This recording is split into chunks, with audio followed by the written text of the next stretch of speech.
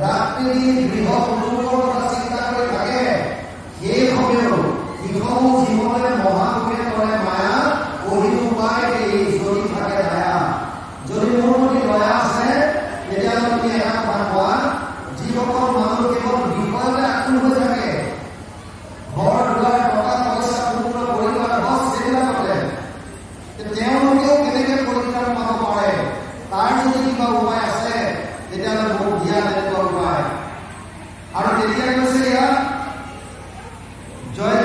প্ৰথমে পাইলা কৰ্মৰ উপায়, তথাপি কুশব্দ কোনো গুৰু নিবিৰাই। আনোবা উপায় আছে মায়াৰ তাৰক, তাকো জানিবাক লাগি কুশব্দ বিদ্ৰোহ। যদিও আগতে কৈছিল ভক্তিয়ে মূল, মায়া কৰ্মৰ উপায় এটাই। অৰ্জুনক কৈছিল, চাওক ভুল কথাটো বুজক, আমাৰ জীৱবিলাকে কষ্ট পোৱাৰ মূল কাৰণটো হৈছে কৰ্মফল। সেইটো আপোনালোকে বুজি লয়। কৰ্ম আমি কেনেকৈ কৰোঁ? যাৰ যেনেকুৱা ভাৱ ই তেনেকুৱা কৰ্ম কৰে, যাৰ যেনেকুৱা ভাৱ ই তেনেকুৱা কৰ্ম কৰে। সেইকাৰণে এখন সমাজতে কোনোবাই ভাল কাম কৰিছে, কোনোবাই বেয়া কাম কৰিছে। কিয়? এখন গাঁৱত 200 ঘৰ মানুহ আছে, তাৰ ভিতৰতে ভাল মানুহ আছে, বেয়া মানুহ আছে। কোনোবাই সমাজৰ হকে কাম কৰিছে আৰু কোনোবাই বেয়া কাম কৰিছে। কিয় হৈছে এনেকুৱা? কাৰণ আমাৰ যাৰ যেনেকুৱা ভাৱ আমি তেনেকুৱা কৰ্ম কৰোঁ। এতিয়া ইণ্টাৰেষ্টিং কথা হৈছে, ভাৱবিলাক আহে ক'ৰ পৰা? অৰ্জুনক গীতাত কৈছে, হে অৰ্জুন, এই ভাৱবিলাক মানুহৰ মনলৈ মোৰ পৰা আহে। আপোনালোকে জানি আচৰিত হ'ব, এজন মানুহৰ মনলৈ 24 ঘণ্টা 1200 পৰা 60,000টা ভাৱ আহে। 1200 to 60,000 thoughts per day। ইমান ভাৱ আহে, এইটো পিছত কিন্তু লগাতাৰ ভাৱ আহি থাকে। আৰু ইণ্টাৰেষ্টিং কথা, ইয়াৰ 80টা বেয়া চিন্তা, 100টাৰ ভিতৰত 80টা বেয়া চিন্তা, ব্যৰ্থ চিন্তা, কেৱল 20টা চিন্তা ভাল থাকে 100টাৰ ভিতৰত। গতিকে মানুহবিলাক নিম্নগামী হোৱাটো স্বাভাৱিক। এই ভাৱবিলাক ক'ৰ পৰা আহে? ভগৱানে কৈছে মোৰ পৰা।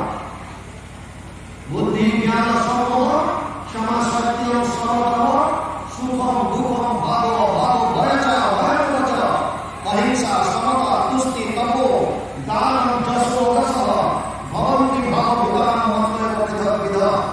প্রথম অধ্যায় 4 আৰু 5 নম্বৰটো গীতা। হে অৰ্জুন, মানুহৰ মনলৈ যিমান ভাৱ আহে চব মোৰ পৰা আহে। কেনেকৈ? মোৰ মায়াৰ 3টা গুণৰ দ্বাৰা 3 ধৰণৰ ভাৱ আহে। সত্যগুণ, তত্ৰ সত্যম নিৰ্মলম প্ৰকাশকমলম শুভসঙ্গেন বহনাতি জ্ঞান সঙ্গেন চালহ। 4th অধ্যায় 6 নম্বৰ শ্লোক গীতা।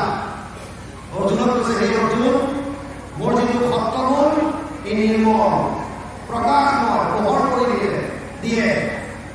পোহৰ আৰু জ্ঞানৰ লগত জীৱনক বান্ধি ৰাখে। ৰজুগুণ, ৰজু নাগাত্মকী কৃষ্ণ সত্য স্বৰূপম তম নিবদ্ধন্তি মহাবাহু কৰ্মসঙ্গেন দেহিনাম তম নিবদ্ধন্তি কৌন্তেয় কৰ্মসঙ্গেন দেহিনাম। 4th অধ্যায় 7 নম্বৰ শ্লোক গীতা। তাত কৈছে, হে অৰ্জুন, মোৰ ৰজুগুণ যিটো ই ৰাগাত্মক। ৰাগ মানে আসক্তি হোৱা। ইয়াত খবৰ কথা বুজোৱা নাই, এইটো ৰাগে বুজাইছে আসক্ত। বিষয়ৰ প্ৰতি আকৰ্ষণ বুলি যিটো কৈছে, ঘৰ দুৱাৰ টকা পইচা ইত্যাদি ইত্যাদি যদি মনটো আসক্ত কৰি ৰখা, ৰজগুণৰ কাম। আৰু ৰজগুণ যশ বিচাৰে, নাম বিচাৰে, লেন যশ বিচাৰে, যাক জনতা ভাল পায় ৰজগুণে। সেইকাৰণে বিভিন্ন কৰ্মত বান্ধি ৰাখে। তমগুণ তামসিক ভাৱ আহে।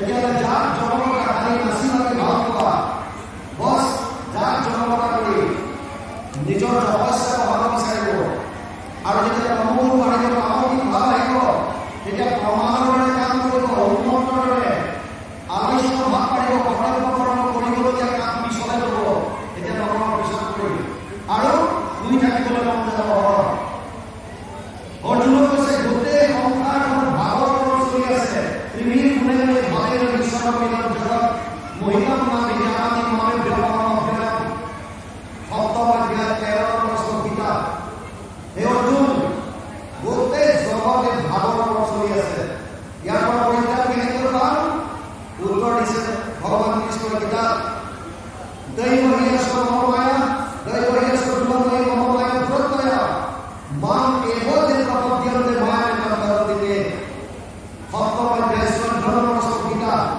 হে অৰ্জুন মোৰ মায়াৰ পৰা পৰিত্ৰাণ পাব পৰা কেৱল এটা উপায় কোনটো যিসকলে কেৱল মোক শৰণ লয় ফৰ্মুলা দিছে কেৱল ভক্তি মোৰ চৰণৰ শৰণ লোৱা আৰু বছ ভগৱানৰ লগত মোৰ লীলাখন শ্ৰৱণ কীৰ্তন কৰা যদি এই কামটো কৰিব পাৰিলা তেতিয়াহ'লে মায়াৰ পৰা পৰিত্ৰাণ পাব পাৰিবা আৰু ভক্তিৰ বিষয়ে আগতে ক'লে তথাপিও নিমিয়ে ভাবিছে আৰু কিবা আছে নেকি আৰু কিবা উপায় আছে নেকি সেইকাৰণে ঘৰে ঘৰে সুধিছে যদ্যপি প্ৰথমে পাইলা মনৰ উপায় তথাপি প্ৰচণ্ড কোনো নিমিৰায় আৰু কিবা উপায় আছে নেকি চালে তাকো আইনৰ উপায় আছে মায়াৰ টানত তাকো জানিব লাগে প্ৰচণ্ড কৃতিত্ব আন কিবা উপায় আছে নেকি এইটো জানিবৰ কাৰণে বাৰে বাৰে কৃতিত্বসকলৰ প্ৰশ্ন কৰিছে অনেক প্ৰবন্ধে বিদ্যে মনে কৰি চাইলা ভগৱতী বিনা অন্য উপায় নাপাইলা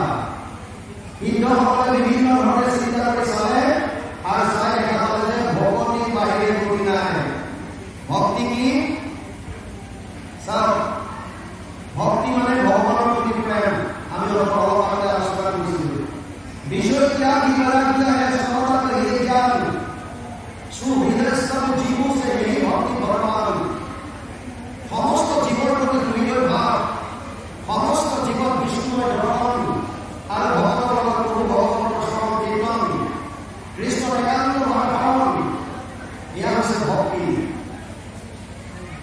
भक्तिर शरणागति केतन लक्षण दिছে অনুকূলস্য সংকল্প প্ৰতিকূলস্য বৰ্জনম আপুনি ভগৱানে ভাল পোৱাৰ ধৰণে কাম কৰিব লাগিব তেওঁৰ যিবিলাক বেয়া সেইবিলাক ত্যাগ কৰিব লাগিব ৰক্ষসী বিশ্বাস প্ৰভু ভগৱানলৈ ৰক্ষা কৰিব এই বিশ্বাসটো আমাক লাগিব আমাৰ যদি ঈশ্বৰৰ ওপৰত যদি বিশ্বাসে নাথাকে আমাৰ যদি আস্থা নাথাকে তেতিয়াহ'লে আমাৰ ভক্তিটো প্ৰগাঢ় নহ'ব গভীৰ নহ'ব ইয়াত যদিও বাৰে বাৰে ভক্তিৰ কথা আগতে ক'লে নিমিয়ে ভাবিছে আৰু কিবা উপায় আছে নেকি আৰু কিবা উপায় আছে নেকি বাৰে বাৰে সুধিছে অনেক প্ৰবন্ধে বিদ্যে মনে কৰি চাইলা ভগৱতী বিনা অন্য উপায় নাপায় অনেক প্ৰকাৰে দঢ়াই চিত্ত একান্ত দিলে ৰাজাক পাছে প্ৰবুদ্ধে সিদ্ধান্ত চতুৰ্থ সিদ্ধজনৰ নাম হৈছে প্ৰবুদ্ধ কবি হবি অন্তৰ্নিক চতুৰ্থ প্ৰবুদ্ধ এতিয়া 4 নম্বৰ যিজন সিদ্ধ প্ৰবুদ্ধ তেওঁ ক'ব কি কৈছে ভাগৱতৰ কথা কৃষ্ণ প্ৰথমে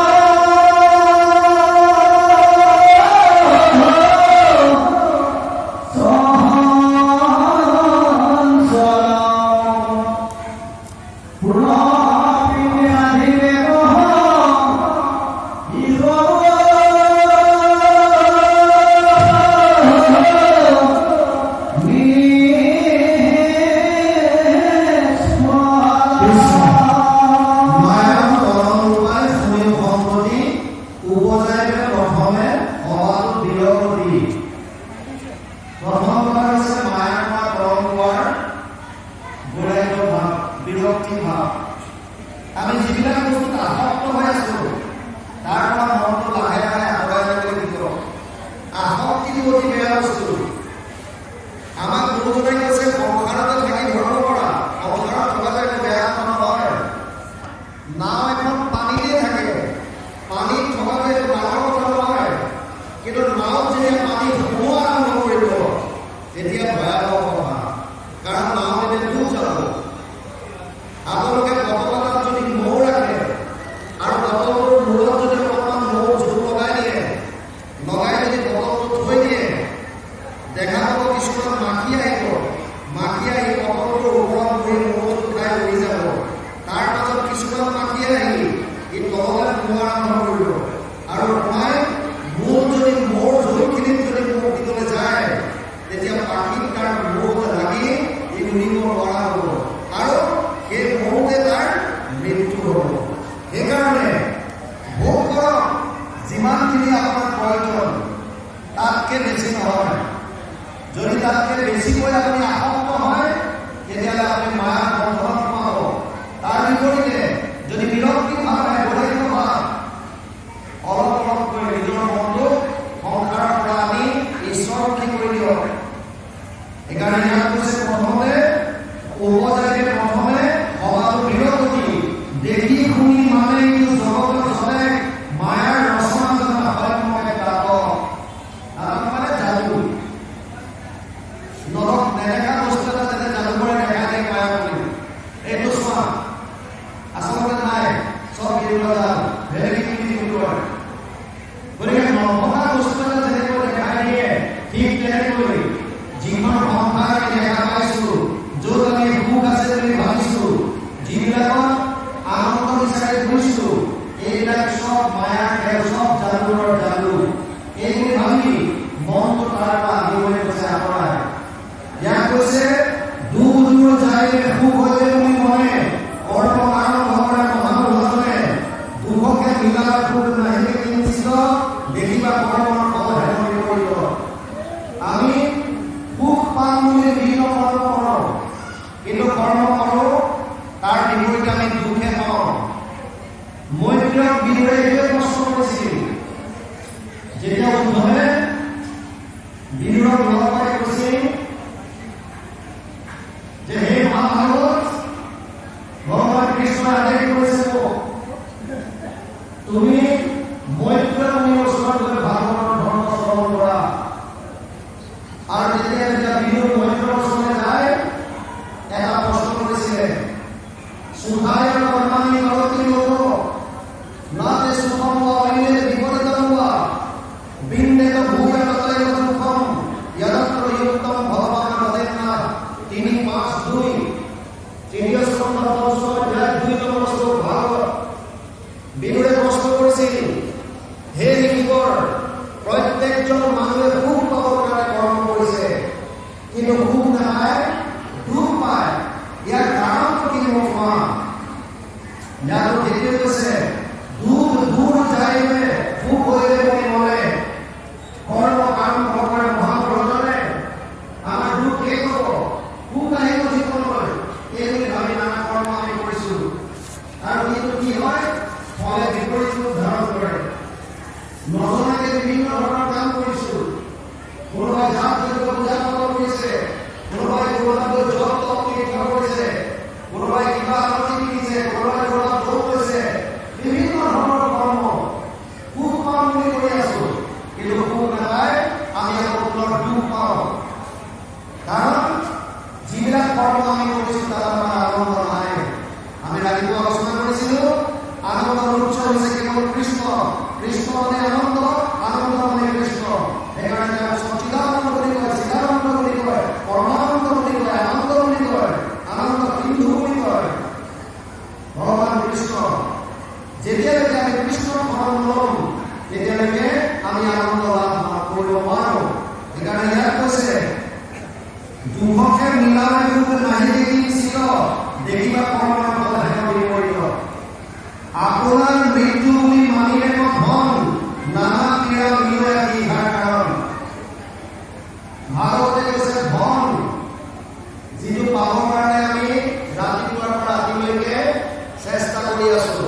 আশা পাশা সতেৰ বদ্ধ কাম ক্ৰোধ পৰায়ণ ইহন্তে কাম ভোগাৰ